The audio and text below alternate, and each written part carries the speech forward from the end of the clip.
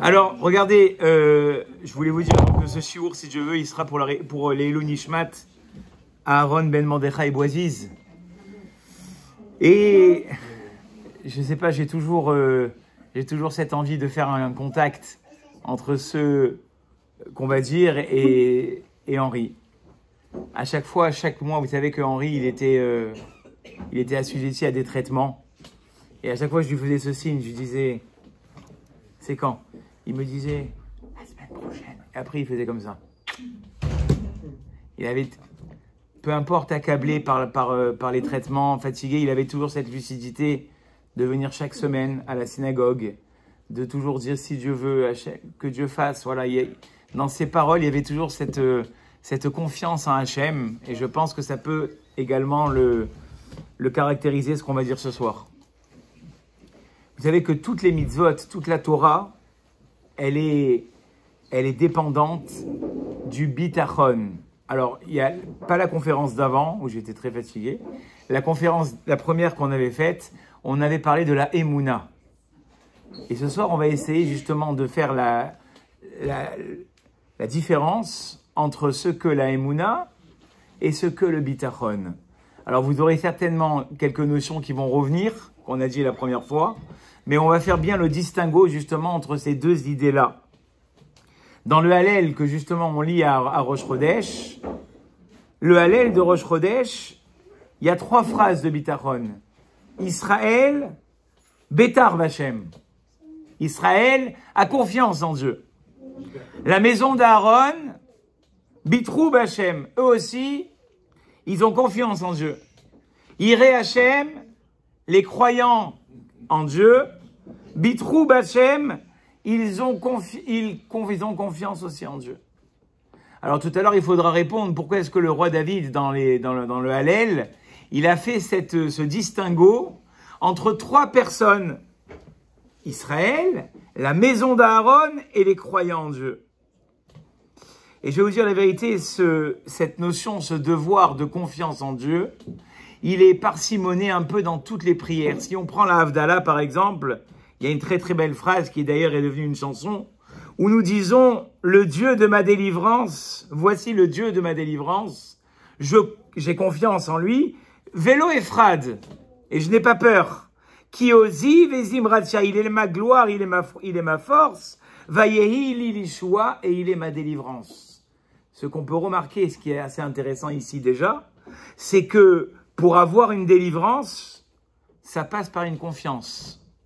Quelqu'un, il peut espérer en Dieu, je vous vends un petit peu la mèche, des milliers de choses, mais s'il n'a pas confiance en Dieu, par sa négativité, et on va le développer, par son pessimisme, par sa peur, il peut passer à côté de la délivrance de Dieu. Et c'est ce que dit le roi David ici. Il est le Dieu de ma délivrance et j'ai confiance en lui. Et si j'ai confiance en lui, alors 2 choses. Je n'ai pas peur.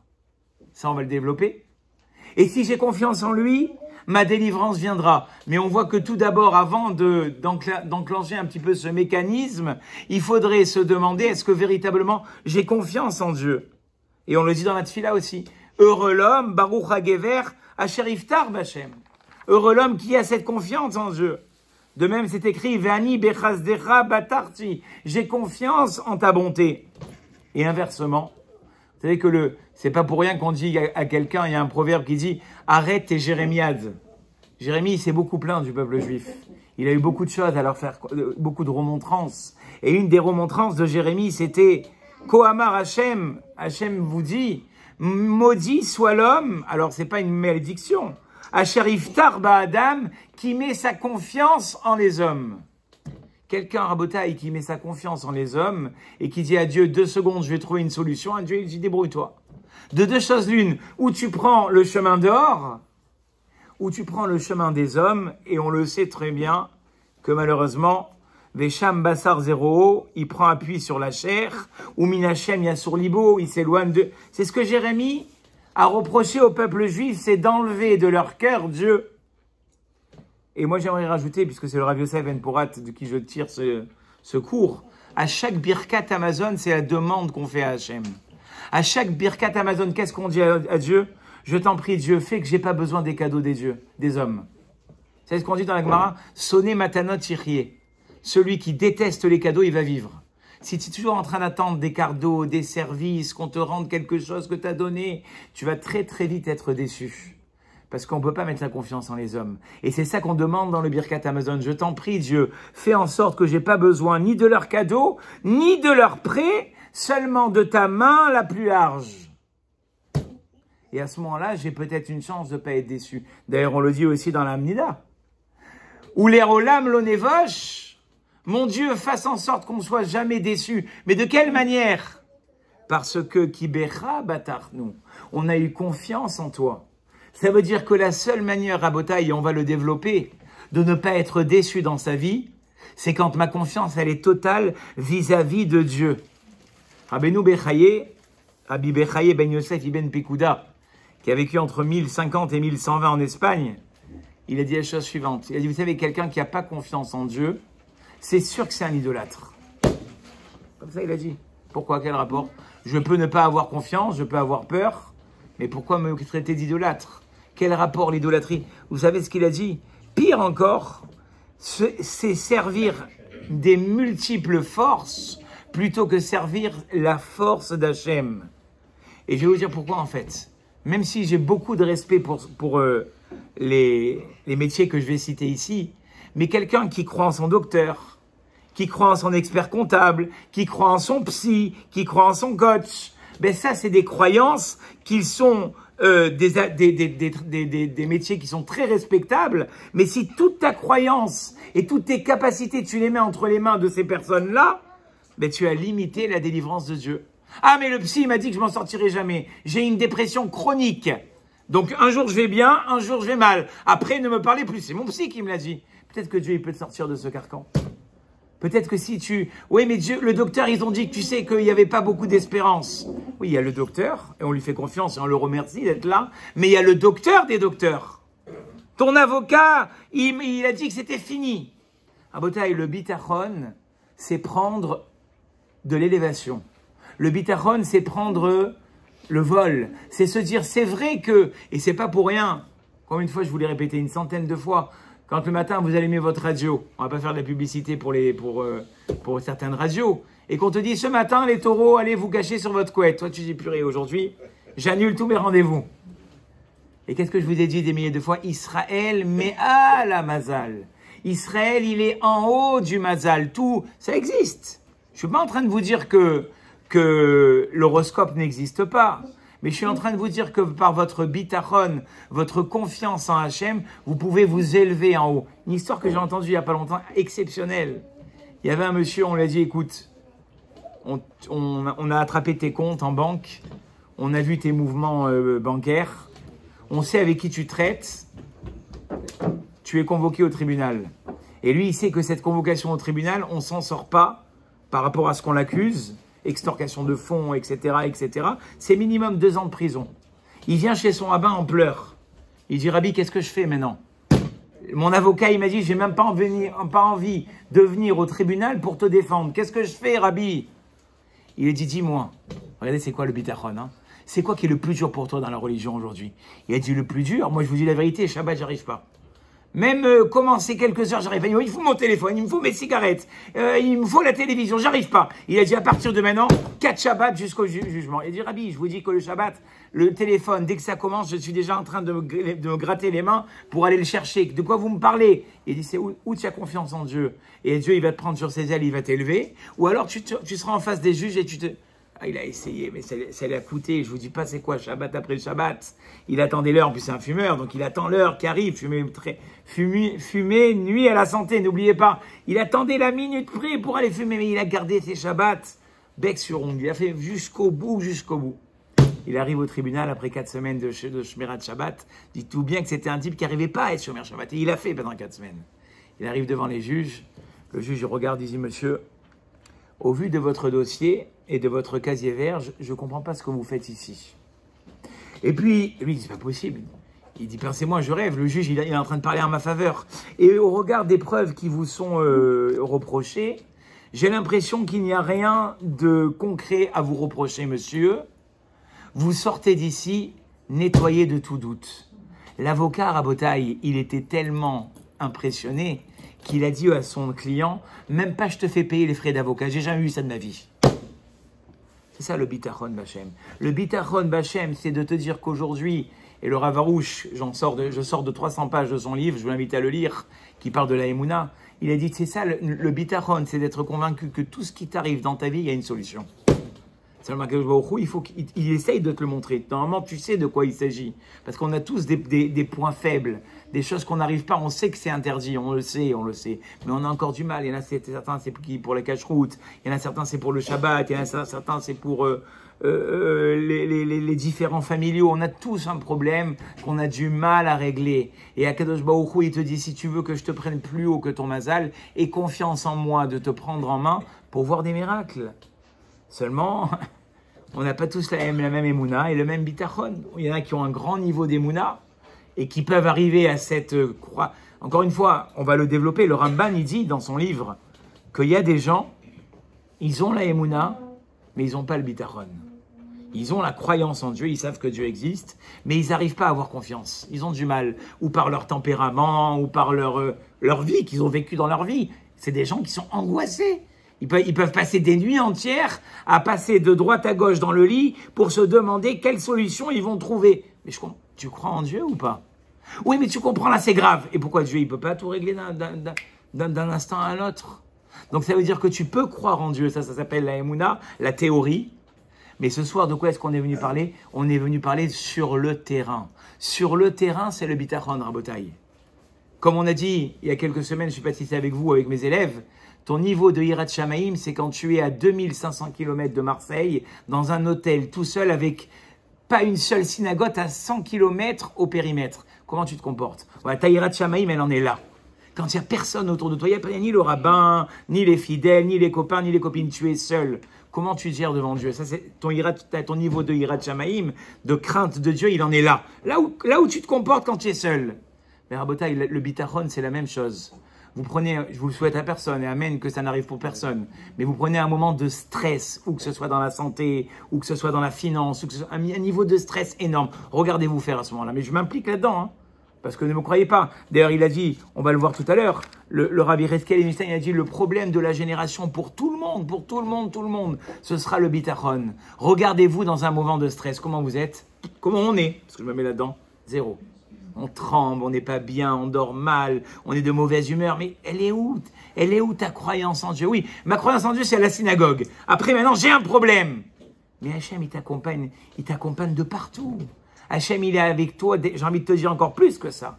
C'est Hachem qui est derrière tout ça. Quand chaque année, un étudiant doit passer d'une année à une autre, à la fin de l'année, qu'est-ce qu'il a? Les examens. Chaque problème dans ta vie, chaque remise en question dans ta vie, c'est un nouvel examen. Est-ce que tu vas avoir ton bac cette année de Emouna? Est-ce que tu vas avoir ta première année? Et à la fin, tu es bac plus 6 d'Emouna. Bah, un roc. Il n'y a rien qui le change. Quoi, demain? Mais tu n'es pas inquiet pour demain? Dieu pourvoira. C'est ça la Emouna. Si à chaque fois que tu as un problème, tu es déstabilisé, ta Emouna, elle est à zéro. Je parle pour moi, le premier. Ton bitachon, excusez-moi. Parce que le bitachon, c'est sur le terrain. D'accord? Et donc, le Ramban a dit, pour imaginer sa théorie, on peut avoir un arbre sans fruit, mais on ne peut pas avoir un fruit sans arbre. C'est ça, la Emouna et le bitachon. La Emouna, c'est ton arbre. C'est avec quoi? Tes racines. C'est comment tes parents, ils t'ont fait grandir. Bien sûr que tu sais que Dieu existe. Bien sûr, sinon vous ne serez pas là ce soir. On ne serait pas là. On sait tous que Dieu, il existe. Mais quand on est sur le problème, les fruits, c'est le bitachon. Sur le terrain, comment je me comporte? C'est-à-dire qu'il y a des gens qui toute la journée nous disent Hachem, Hachem, Hachem, Hachem, mon Dieu le Tout-Puissant, mon Dieu, si Dieu veut, si Dieu veut. Mais quand arrive le moment de l'examen, là, c'est tout à fait autre chose. Donc en fait, c'est quoi le bitachon? C'est la confrontation entre mes sentiments, mon appréciation de la situation et l'existence d'Hachem. Et d'ailleurs, Habakkuk, il a dit, le prophète Habakkuk, qui était un des prophètes du premier temple, il a dit, tu veux que je te résume la Torah? Ba Habakkuk ve'imidam alar alecha. Tu veux savoir si tu es shomer Torah ou mitzvot, si tu es un ben Torah, un fils de la Torah? Tzadik be'emunato yichye. Le juste, il vit sur sa émouna. C'est pas il croit en Dieu. Sa vie, elle est en fonction de sa émouna. Et comme je vous ai dit aujourd'hui, malheureusement, on est très faible là-dedans.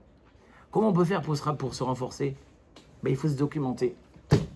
Ça ne vient pas tout seul. Ce n'est pas quelque chose qui est inné en nous, surtout si tu viens d'une famille qui a l'angoisse qui lui prend aux tripes. Donc tes parents, ils t'ont éduqué dans l'angoisse. Toi-même, ben forcément, ça a déteint un peu sur toi. Après, tu le transmets à tes enfants. Et donc, toute la journée, tu leur dis que Dieu existe. Mais d'un autre côté, ils te voient trembler comme une feuille. Dès qu'il y a un redressement financier ou un redressement des impôts, ils sont là. Donc, qu'est-ce qu'ils vont apprendre? Que Dieu, c'est que dans la théorie. Mais dans la pratique, j'ai peur. Je me pose des questions. Je me demande comment je vais. J'ai peur du lendemain. La vraie émouna que je peux montrer à mes enfants, c'est comment je réagis quand il y a un problème. Si je ne sais plus me gérer, c'est qu'il y a encore du travail à faire. Et c'est ce qu'a dit le roi David. Le roi David, il a dit quand un juif il a un problème, qu'est-ce qu'il doit faire? Ashler al Hashem yehavra. Jette tous tes problèmes sur Dieu, ve'ou yechalkelecha, et que lui s'en occupe. Voilà de quoi tu dois avoir l'air. Une fois que tu as fait ce que on t'a pas dit d'être inconscient. Ça, je le dis souvent. Je ne parle pas ici d'inconscience. On t'a demandé, une fois que tu as fait tout ce qui était entre tes mains, de dire à partir de maintenant, Zeretzon Hashem. À partir de maintenant, c'est la volonté d'Hachem. Bien sûr qu'il faut faire ce qu'il y a à faire.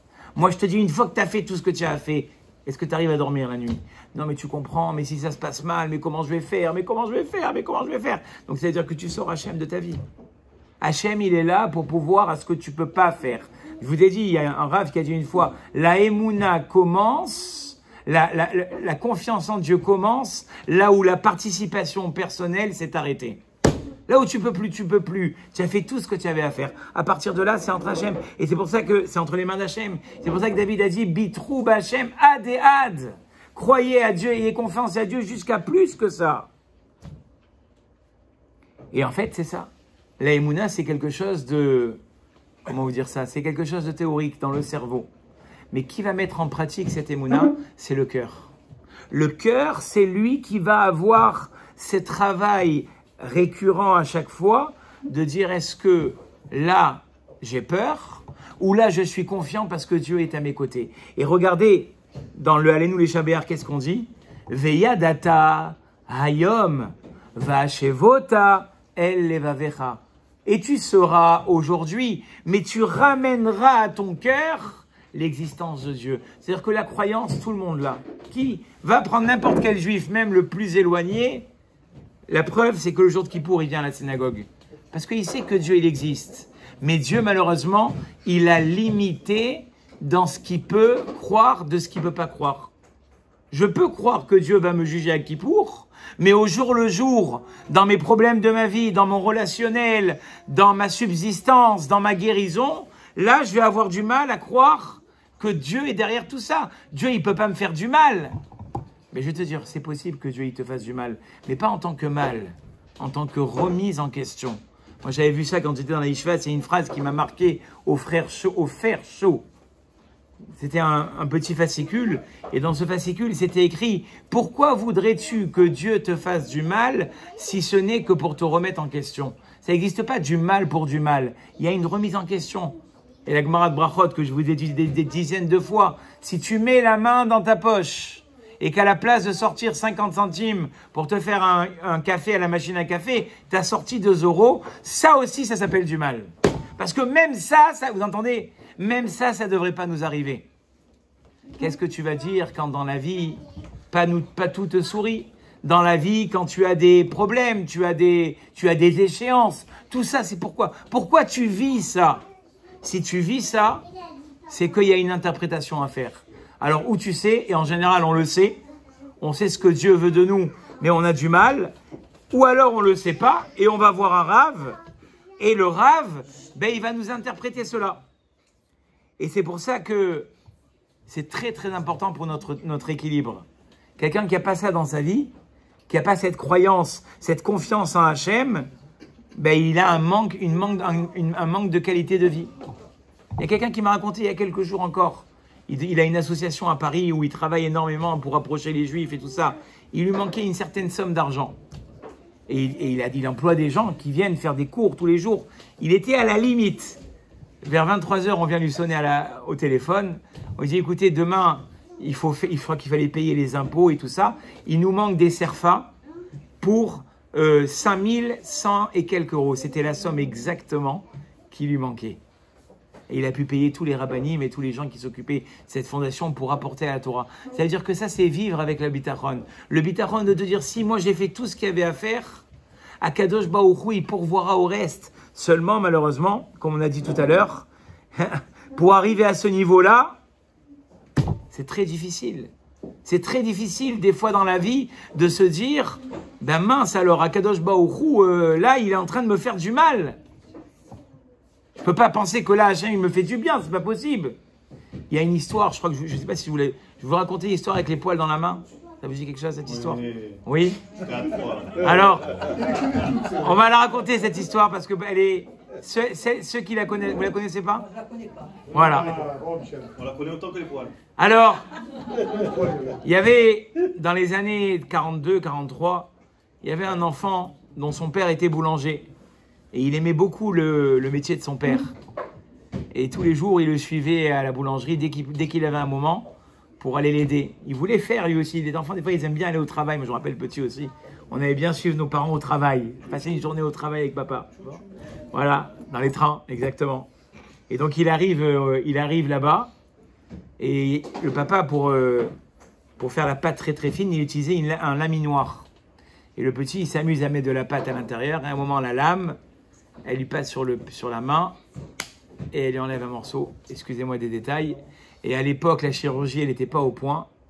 Ils font une greffe à cet enfant d'un morceau dans le pied, où il y avait malheureusement une région avec des poils.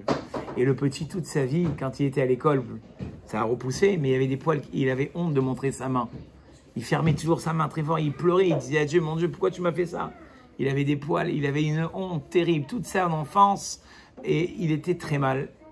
La Deuxième Guerre mondiale a explosé, et vous savez qu'il y a eu cette terrible sélection où on mettait les parents d'un côté, les enfants de l'autre, et les parents, avant de se séparer de cet enfant, ils lui ont dit, écoute, ta sœur, tu t'en occupes, tu ne la lâches pas d'un soulier. Et à un moment, même dans cette sélection-là, un soir, on a dit maintenant, les garçons, vous allez d'un côté et les filles de l'autre. Et lui, il a dit, ma sœur, il n'est pas question d'enlever ma sœur, s'il vous plaît, ma sœur. Il a fait un chahut, ils ont dit, oh le juif, tu te tais, ou on te tire une balle, ma sœur. Tellement que le chef là-bas, il est sorti des SS, il dit, qu'est-ce qu'il veut ce gamin-là? Il a dit, je veux ma sœur, Ils lui ont dit, non, mais ta sœur, on ne te la rendra pas, tu rêves. Si tu montres dans ta main que tu as des poils, ta sœur, on te la rend. Il a levé la main, il a dit, voilà. Il lui a rendu sa sœur, il a dit, allez, sauve-toi. Et après, il a pu être sauvé parce qu'ils se sont retrouvés dans un endroit où ils ont pu être expatriés, ils sont sortis du camp. Mais qu'est-ce qui a sauvé cet enfant-là? C'est que le petit, des années avant, il avait une greffe dans la main. Et il aurait pu se dire à ce moment-là, mais mon Dieu, qu'est-ce qu'il veut de moi? Le fait d'avoir eu cette difficulté, et donc ça veut dire que des fois dans la vie, Rabotai, d'ailleurs c'est ce que dit David Ameller. David Ameller, il a dit, Shiftecha, ton bâton, ou Mishantecha et ta canne, ils m'ont consolé. Ben, je veux bien que la canne, elle console, mais quand on se prend des coups de bâton sur la tête, tu peux dire que ça t'a consolé, David Ameller?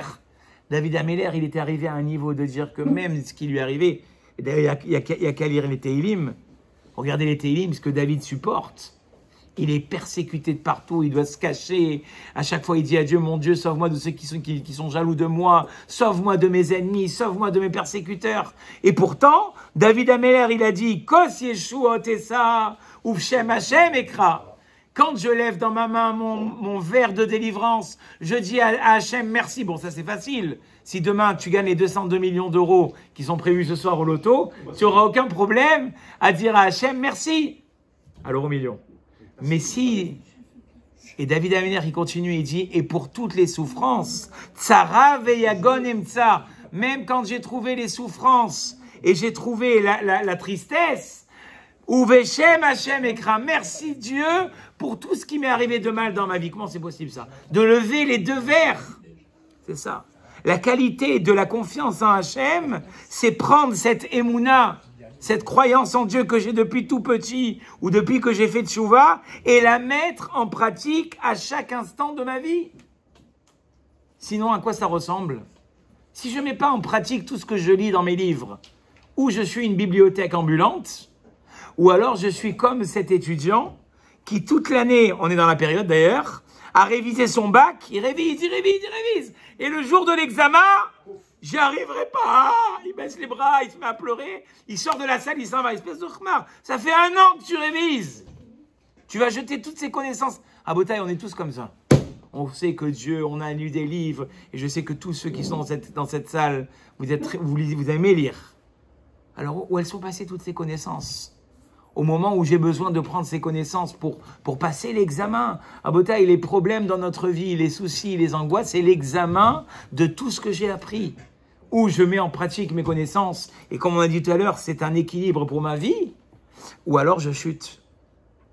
Et d'ailleurs, David Améler, comment il est appelé? Il est appelé le 4e pilier de la Merkava, d'accord?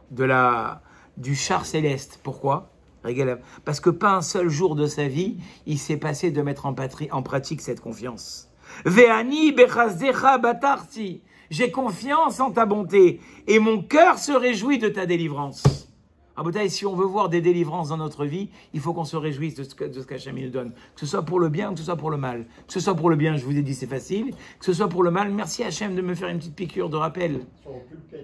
Ça aurait pu être pire. Ou alors, je sais ce que je dois faire. Je sais. Et je vous ai déjà dit, regardez, entre parenthèses, dans cette histoire du Shabbat, c'est quoi? Qu'est-ce qu'il a dit, le Rav? Il a dit, c'est quoi le plus dur pour toi? Alors vous aussi, hein, je ne suis pas venu vous juger ce soir, et moi aussi. On va prendre ce qui est le plus dur pour nous. Vous le savez, dans la religion, on a tous un point faible. Sinon, le Harizal, il dit, on ne serait pas descendu dans ce monde. Et ce point faible-là, vous allez le couper en petits morceaux. Et chaque jour, vous allez essayer d'arranger un petit peu. Et vous allez voir les délivrances que vous aurez. Vous prenez la chose la plus dure, la plus dure. Il y a des choses faciles qu'on arrive à faire de temps en temps. Et il y en a, je peux pas, ça, je peux pas. Commence à le faire. C'est ça que Dieu, il attend de toi pour t'amener la délivrance. De voir que tu fais ces efforts pour lui. Et ça, c'est le bitachon. Tu crois en Hachem, mais le problème, c'est que tu t'imagines pas la délivrance. Comme je vous l'ai dit plusieurs fois, la visualisation, elle est énorme. Quelqu'un qui, malheureusement, n'imagine pas qu'il va être délivré, ben, il s'enfonce. Il s'enfonce. Et ça, je l'ai vécu. Parce que vous allez me dire, attendez, mais vous savez pas de quoi vous parlez. Moi, je vous dis, j'ai vécu des moments difficiles. Et dans ces moments difficiles, on n'a qu'une envie, c'est de pleurer. Et de se dire, mais hey, de là où je suis maintenant, tu peux dire qu'Hachem, il m'aide encore, c'est pas possible. Mais de là-bas, tu es sur la salle de l'IRM et tu sais qu'on risque de t'annoncer des mauvaises nouvelles et tu dis Hachem, voilà maintenant, à partir de maintenant, il n'y a que toi, il n'y a que toi. Il n'y a que toi parce que moi j'ai fait le maximum, maintenant c'est entre tes mains, il n'y a que toi. Au Hachem, après tu vois des miracles. Je peux vous dire qu'on voit des miracles. Mais le problème, c'est que, comme on a dit tout à l'heure, on n'est pas tous à ce niveau. Rappelez-vous ce que je vous avais dit aussi dans la Emouna. C'est écrit que au moment où Dieu veut ouvrir la mer, c'est écrit là-bas que l'ange de Elohim, je vais vous dire en principe, vous le savez tous, quand c'est écrit Elohim, c'est que Dieu, il est en train de juger le peuple juif. Et ils sont devant la mer. Dieu, il les a fait sortir. Et pourtant, Rashi ne nous dira pas ça. Rashi dira pourquoi Malach ha Elohim, Velo Malach Hashem, parce qu'à ce moment-là, Alalou Avodazara, Ve'alalou Avodazara. À ce moment-là, Dieu a dit, mais au bout du compte, je fais sortir les Juifs. Mais ils sont autant idolâtres que les Égyptiens. D'accord? Et donc, Haïm les Natzel, Haïm les Abed. Est-ce que je vais les tuer? Est-ce que je vais les faire vivre? Dites-moi cette question, Dieu. Pourquoi il se la pose que devant la mer? Qu'est-ce que je vous avais dit à la première conférence? Pourquoi Dieu, il s'est demandé cette question? Est-ce que j'anéantis maintenant le peuple juif? Pourquoi il ne s'est pas demandé cette question le soir de Makat Bechorot? Tu tues les premiers-nés, tu tues les juifs. Pourquoi les juifs ils sont sortis d'une façon aussi évidente? Motnechem chagurim, naalchem beraglechem, vos reins étaient attachés avec la ceinture, les chaussures, le bâton au bras. Pourquoi là-bas Dieu les a fait sortir aussi facilement? On ne rappelle pas ce qu'on avait dit? On avait dit qu'il y avait une différence énorme. Parce que là, ils ne pouvaient plus rien faire, ils étaient arrivés devant la mer, il n'y en avait que la chaîne. C'est pire que ça, Madame Attardo. Le soir de la sortie d'Égypte, ils ont fait le Korban Pessah, ils ont rassemblé leurs affaires et ils étaient vers la sortie. Devant la mer, ils vont dire une phrase terrible à Dieu. Dis-moi Dieu, il n'y avait pas assez de cimetières en Égypte pour nous faire mourir dans la mer? Quand tu as un discours négatif, Dieu il va aller avec toi dans ce négatif-là. Il va te prendre et il va te faire voir que des catastrophes. Quand tu as un discours positif comme celui de la sortie du soir, de la sortie d'Égypte, même si tu es un idolâtre, je vais te faire voir des miracles. C'est ça la différence. Le soir de la sortie d'Égypte, c'est ce qu'on avait dit à Botaï. Tout le monde était prêt à sortir. Donc si tout le monde est prêt à sortir, si tout le monde est dans un objectif de libération, Dieu il est avec nous, même si c'est des idolâtres. Mais le jour où tu commences à être négatif, à être pessimiste, à être peureux, Dieu il dit je t'accompagne là-dedans. Le Zohar il dit ça, Rabotai. Le Zohar il le dit. Il dit que quand on fait une mitzvah, qu'est-ce qu'on fait? On crée quoi? On crée un défenseur. Quand on crée, je vous l'avais dit ça aussi, et quand on fait une avéra, qu'est-ce qu'on crée? Un accusateur. Et le Zohar, il dit, après tout ça, les accusateurs ferment leur bouche tant que Dieu ne leur donne pas le feu vert. Vous savez ce qu'il dit, Zohar? Et c'est quoi le feu vert de Dieu quand tu commences à déprimer? Ah, là on y va, à l'attaque. Tant que tu es optimiste, même si tu es un idolâtre, Akadosh Baruch Hu, il ne peut pas te toucher. C'est la différence. Et c'est pour ça que David Ameller a dit, Vea botear b'Hashem. Celui qui a confiance en Dieu. Chesed yesovevenu. Pourquoi yesovevenu? La bonté tournera autour de lui. C'est comme une carapace. Personne ne peut le toucher. Et regardez, moi je vous l'ai dit plusieurs fois, pessimiste comme je suis, ce soir je vous le dis à vous, et on se le dit ensemble pour se renforcer. Regardez les gens qui réussissent dans la vie. Vous les entendez parler ou pas? Que de l'optimisme. Mais comment demain tu dois déposer à la banque 250 000 euros? Jamais hasard. Ça va bien se passer. Demain je vais faire une autre affaire, ça va bien se passer. Ceux qui sont négatifs, et je suis sorti, et mon ami il est sale, et j'ai les cheveux sales, et il fait pas beau, et lui il m'a mal parlé. Et là, quand j'étais là-bas, la voiture elle s'est écorchée, et mon pantalon il est tout déchiré. Quoi, autant de problèmes dans une même journée? C'est toi qui les attires. C'est toi qui les attires à Botaï.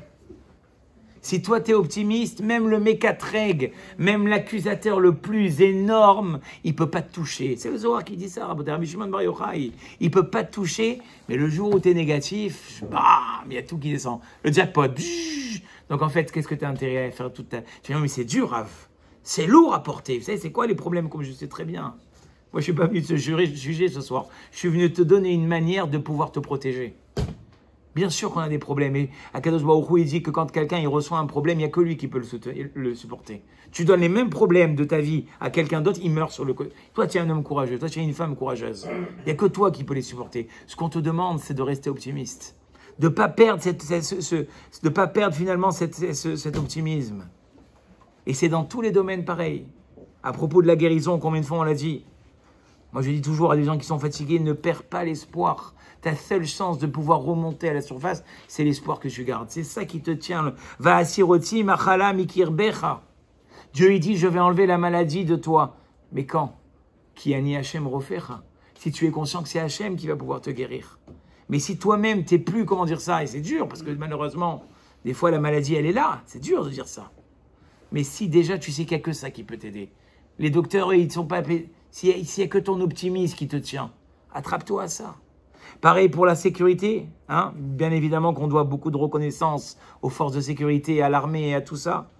Mais qu'est-ce qu'il a dit le roi David? Kilo bekashti eftar, ni avec mon M16, vecharbi lotoshieni, ni avec ma mitraillette, rien. Comment? Kiyosha tanu mitzarenu. Il n'y a que toi, mon Dieu, aucune arme au monde, même la plus puissante. Elle peut rien faire. C'est toi et seulement toi qui peux me sauver. Voilà le regard du roi David, qui était un grand chef de guerre. Après toute cette force de guerre qu'il avait, il était persuadé qu'il n'y avait rien qui allait pouvoir l'aider. Et la Parnassa, c'est la même chose. D'un côté, l'iloliam, comme on dit dans le schéma, ve'asafta deganecha, ve'tiroshra ve'itzarecha. Tu vas faire la récolte de ton blé, de ton vin, de ton huile. Donc c'est ta richesse, c'est ton patrimoine. Tu as travaillé 30 ans ou 40 ans. Après tout ça, il n'est à Gever lo yassim Elohim mauzo. Si tu comprends pas que la force, elle vient de Dieu, veifteru berov oshro, et que tu crois en ton patrimoine, à un moment donné, tu risques de passer Yahoz Be'avato, tu risques de passer du mauvais côté. Akadosh Baruch Hu mashpil umerim. Akadosh Baruch Hu, on a vu des fois des grandes puissances, Rabotaï. Elles se sont écrasées du jour au lendemain. Et on a vu d'autres gens, ils étaient à la rue complète. Ils ont gratté un ticket de loterie, 500 000 euros du jour au lendemain. Akadosh Baruch Hu mashpil geim adei haaretz. Il écrase les orgueilleux jusqu'en bas de la terre. Magbia shefalim. Et ceux qui sont très très faibles et sans force, jusqu'à où? Admarom, jusqu'en haut. Mais seulement va avec Dieu. Si tu laisses pas Dieu rentrer dans ta vie, ouais, mais tu comprends pas, mais j'ai pas encore eu cette affaire, et il faudrait que j'ai ce poste, et mes enfants, je m'inquiète pour eux. C'est-à-dire que tu ne veux pas rentrer Dieu pour toi, dans ta vie. Tu le laisses de côté, et tu dis, Dieu, restez bien à la synagogue. C'est comme une fois, il y en a un, il cherchait une place. Il te donne une heure, une place. Il te dit, bah, j'en prie, Hachem, tu veux trouver une place. Mon rendez-vous, il commence dans 10 minutes. Donc, quand il y a une voiture qui sort, te casse plus la tête, j'en ai trouvé une, c'est bon, merci. Là, tu fais rentrer Hachem quand tu veux dans ta vie. Quand tu as besoin de lui, quand tu sais que c'est facile, et quand dès que ça devient dur, mais non, mais là, ça y est, je suis mort, c'est fichu, c'est fini. Donc, quelque part, tu clôtures, que Dieu vous en préserve, tu limites la force d'Hachem. C'est quoi, c'est mort, c'est fini, c'est toi, c'est dans ton langage. Comme on a dit, le Zohar, il a dit, c'est ton langage, c'est ta perception des choses qui va faire que oui ou non, tu vas être quelqu'un d'autre. Et d'ailleurs, le Chafetz Chaim, une fois, il a demandé, et il a dit à quelqu'un, ça va? Alors le monsieur, il a dit au Chafetz Chaim, Rabbi Israël Meir HaKohen, le grand rave de la campagne du Lashon Hara, il a dit, Rabbi, ça pourrait aller mieux. Il a dit, espèce d'ignorant que tu es, il s'est énervé. Pourquoi il dit, Rabbi, moi je vous dis franchement, ça pourrait aller mieux. Il a dit, ça veut dire que tu es en train de dire que Dieu, il pourrait faire mieux, mais qu'il n'y arrive pas. C'est ça que ça veut dire, ça pourrait aller mieux. Ça veut dire qu'en fait, dans ta vie, tu penses que Dieu, il n'est pas complètement capable. C'est ça, ça pourrait aller mieux. Non, c'est exactement, ça fait mal. Hein. Moi, je vous dis franchement, les paroles que je vais vous dire maintenant, même moi, elles me font mal. Mais c'est exactement ce que tu mérites, Baba. Ni plus, ni moins. Et tu sais pourquoi je sais ça? Parce que si tu méritais plus, tu en aurais eu plus. Et ça, je vais vous dire, quand quelqu'un... On a parlé tout à l'heure d'équilibre de vie. Quand quelqu'un y vit avec cette conviction, qu'est-ce qui vit plus sereinement? Je te donne un exemple. Qui n'a jamais eu, et je vous invite tous ce soir à invitation officielle, la nuit de Shavuot, on va parler de la jalousie. Qui n'a jamais eu, dans n'importe quel domaine que ce soit, un petit regard sur le côté dans la vie de l'autre? Oh là là, franchement, quelle chance alors! Tu te rends compte, ma chérie, si nous on avait cette chance? Espèce de khmar, si tu t'es jamais dit que peut-être que lui, il fait des choses que toi, tu fais pas? Et que si toi, tu as envie d'avoir la même chose, peut-être que Dieu, à ton niveau, mais il fait rien, Rabbi, il fait rien. Tout juste si c'est un juif. Tu connais pas sa vie. Peut-être qu'à son niveau, dans ses efforts, il fait assez pour qu'Hachem il lui a amené ce qu'il a lui et ce que tu n'as pas toi. Et moi, Rabbi, toi, tu sais ce que tu as à faire pour que ça change ta vie. Ouais, mais j'arrive pas. C'est donnant. Akadosh Baruch Hu, il dit, si tu fais un pas vers moi, je ferai un pas vers toi. Mais attention, l'inverse, il est violent aussi. Ve'im taz veniyom. Si tu me laisses un jour, moi je te laisse 2 jours. Pourquoi? Le temps que ça prend de revenir vers moi. Multiplié par le nombre de jours, multiplié. Les gens ils disent, oui, je comprends pas. Multiplié par le nombre de mois, multiplié par le nombre d'années. Parce qu'il y a des gens, ils comprennent, mais je comprends pas, Rabbi, j'ai fait de tchouva, mais il n'y a rien qui se passe dans ma vie. Bah, il y a une facture derrière. Toi, tu t'attends Dieu depuis un jour. Lui, ça fait 30 ans qu'il t'attend. Il était toujours en train de te demander si Shabbat soir, tu vas éteindre ou laisser allumer la lumière. À un moment donné, il faut évoluer. Rabbi, je fais les repas de Shabbat, c'est bien. Je fais mes tfilotes, c'est bien. Mais à un moment donné, il faut évoluer. Si tu attends de Dieu, tu dis, non, mais Dieu, il doit comprendre ma vie. Oui, mais sollicite-le à te comprendre. Donne-lui matière. C'est écrit qu'on n'a pas le droit de mettre à l'épreuve Dieu. Mais quand quelqu'un y voit, quand Hachem il voit que tu fais tes efforts, la Gemara elle dit les fum tsahara agra, la peine que ça t'a donné pour finir quelque chose, même si pour l'autre c'est très facile de faire, par exemple Netiat Yadayim avant de manger un repas Shabbat, ou même avant de manger du pain. Tu vas dire mais ça c'est facile ça, Netiat Yadayim, Birkat Hamazon, Amotzi, c'est fait. Il y en a pour qui c'est difficile. Ils ne comprennent pas le besoin de se laver les mains, de faire Netilat, de faire Motzi, de faire Birkat Hamazon. Si toi, ça t'a coûté, ça m'a coûté, oui, parce que pour lire, moi, un Birkat Hamazon, le rabbin, il croit que c'est facile. Moi, je mets une demi-heure pour lire. Hachem, il va te récompenser sur ce Birkat Hamazon-là. Sur les efforts que tu fais. N'attends pas de faire des efforts de fou. Je vous ai dit, tu prends la chose qui est la plus dure pour toi et tu commences à l'améliorer. Tu commences à l'arranger. Et ça, c'est le beauté Hachem. C'est celui qui a la confiance en Hachem, il est convaincu que Akadosh Baruch Hu, il est là pour te faire du bien. Sinon, c'est que tu n'as pas confiance en toi. Hachem, il te dit, Bani Matem Lachem, vous êtes mes enfants. Seulement un père. Soyons honnêtes.